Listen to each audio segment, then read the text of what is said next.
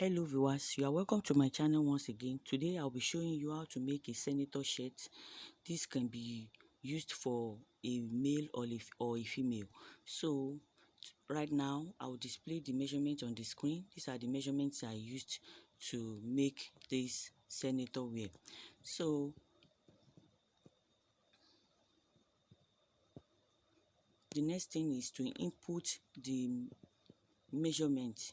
I'm cutting the front first, so I will input the biggest measurement of the body, which is the chest circumference right now, plus 2 inches, and I will have 11 inches.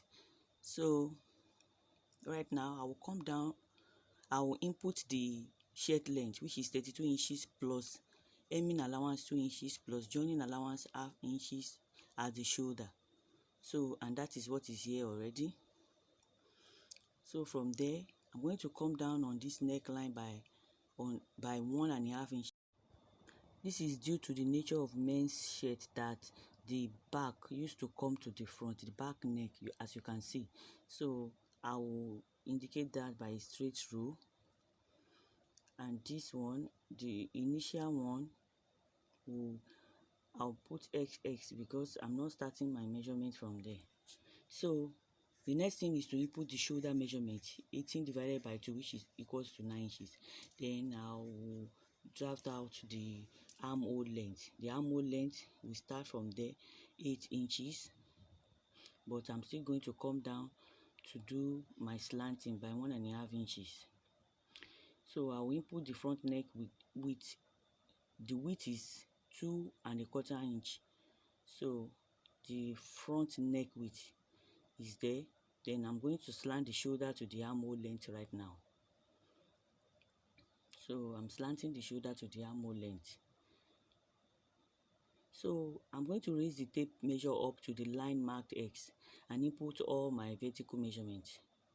So the blouse length is 32.5 because of the half inches to join the shoulder to shoulder. So right there I'll input the tummy length and the chest length. So right now I can go ahead and input all the circumference measurements. On the chest line, I will input the circumference measurement. I will add 2 inches allowance, and also on the tummy length, I will input the circumference measurement also, adding 2 inches. And also here I will also input the biggest circumference measurement, which is the chest circumference, with 2 inches allowance. And that is what I have done. Then I'll go ahead and connect it with my straight ruler, like so.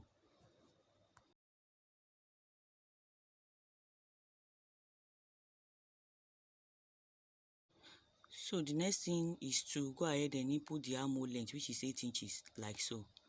Then divide it by 2 and draft the armhole curve the way I'm drafting it. So going to do the slanting of the shoulder, which is half inch. As you can see, I have slanted the shoulder on the armhole length by half inch. Then I will cut it out like so.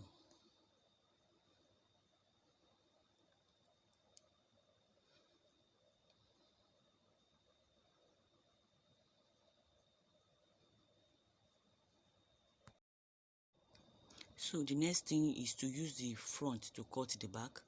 Then I will use the neck width, I'll mark it out, then place my tape measure there and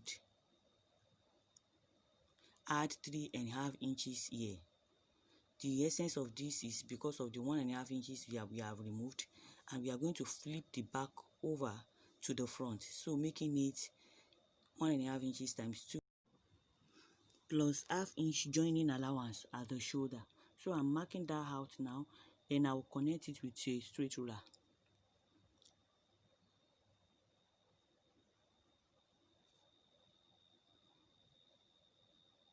So after the connection, I'm going to pull the front up to that rule. Then I'll like to go on a short break right now. I'll be back in a minute.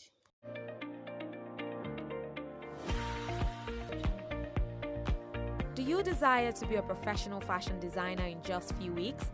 Then what are you waiting for? Enroll at Yinki Couture Academy today.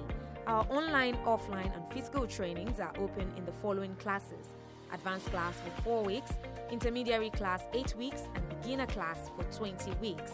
For inquiries, please call 0805 794477 or 0903 218 4192. You can equally connect to us on our various social media platforms at Yinki. You are welcome back. So I'm going to slant the shoulder by using the front pattern to slant the back like so. So with my scissors I will do that. Then I can go ahead and pull it down again in order to be able to draft my neckline. So I will now, the essence of this is to be able to flip the back to the front the way it will be worn. So I'll flip it over like so by ½ inch and trace my armhole length up like so. So I'm going to trace my armhole length up. Then from there I can go ahead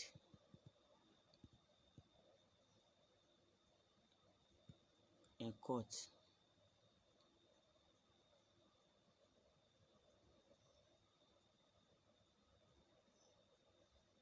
So after that, the next thing to do is to draft the neckline. So I will notch the shoulder at this point to indicate the mid shoulder. The next thing to do is to input the back neck depth, which is 1½ inches for the back and width 2¼ inch, and that is what I'm doing right now. So right now I can go ahead and draft the neck out like so. So I will measure what is the measurement on the back neckline. I'm going to measure it. So I have something like 7 inches. By the time I remove the joining allowance, it will remain 6 inches altogether. So I'll deduct that 6 inches from 16 inches round neck measurement, round neck circumference, remaining 10 inches for me. So I'm going to work out the 10 inches on the front neckline, and that is what I'm doing right now, so that the neck depth for the front will not be more than 3 inches connected to the 2¼ inch for the neck width. So I'm drafting out the front neckline like so. So flipping over the back neckline, this is what we have. So I'm trying to measure out so that I'll be able to know if I've not exceeded the neck circumference measurement. So I can go ahead and cut out the back neck, flip it over to the front, and also cut out the front neck.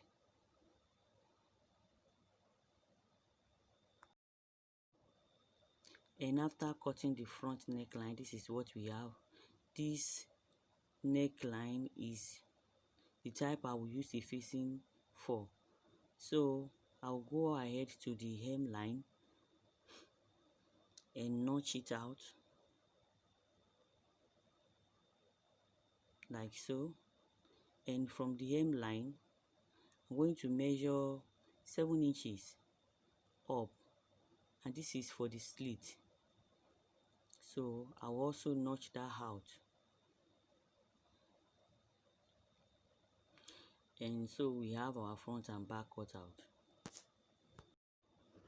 So right now the next thing to do is the facing. So you can fold the piece of fabric like so and draft out the facing the way the back has been drafted out.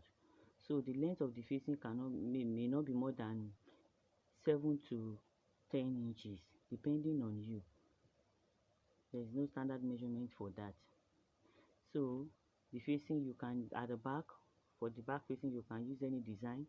You can come straight or you slant it the way I'm chalking it. whichever way.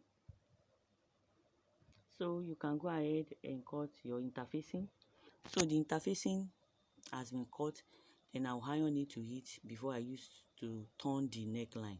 So I can go ahead and also cut the front facing also. So the next thing to do is to fold the two sleeves together. I have folded it together right now. So I use the bicep circumference to fold it, adding like 1.5 inches, and also the length is 23 inches. As we know that the sleeve length is 23 inches, I'll deduct 3 inches because of the cuff links, single cuff links that I want to use. So I need 20 inches for the sleeve length right now. Then I'll add 1 inch joining allowance at the shoulder and at the wrist, making it 21 inches. Then I'll rule it out. Then I'll go ahead and input my bicep length, which is 5 inches plus half inch joining allowance at the shoulder. Then after that, I can input my circumference measurement. For the bicep circumference, I have 14 inches plus 1 inch joining allowance. 14 divided by 2 will give me 7. Then adding joining allowance, I will have like 16 inches. So I marked that out already. So I'm going to use my hand to draft the armhole curve on the sleeve, like so. If you haven't watched my video on how to draft a sleeve, so it will be attached to this video, so you can check that in the description. So I'm going to input 16 inches here also because of the pleat that will be on the wrist, because of the essence of this is because of the cufflinks. So I'll cut out right now.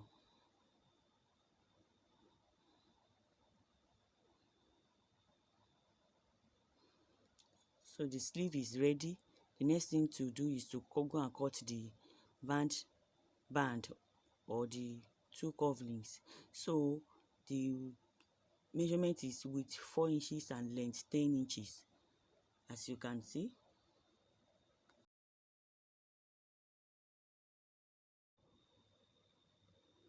So right now I can go ahead and iron the interfacing on the facing. So after ironing it, I'll do that for the front also. The next thing to do right here is to cut out the invisible side pocket. So the length is 14 inches and width is 7 inches. So the side pocket will be attached to the side like so in the picture. So you can use any design for that. So the pocket is being cut out right now. Then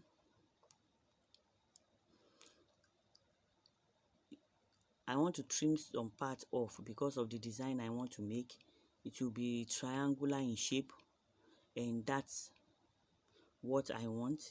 You can leave it like this, or you can still do the same design. So I'll trim the excess part off to be able to draft out the shape that I want. So I'll go ahead and cut out my placket, and the placket length, the longest one is 13 inches length by 4 inches for the bigger one, and also 7 inches length by 2 inches for the smaller one. And so we've come to the end of the video. Stay connected for the sewing tutorial. Please don't forget to subscribe, like and share. Bye.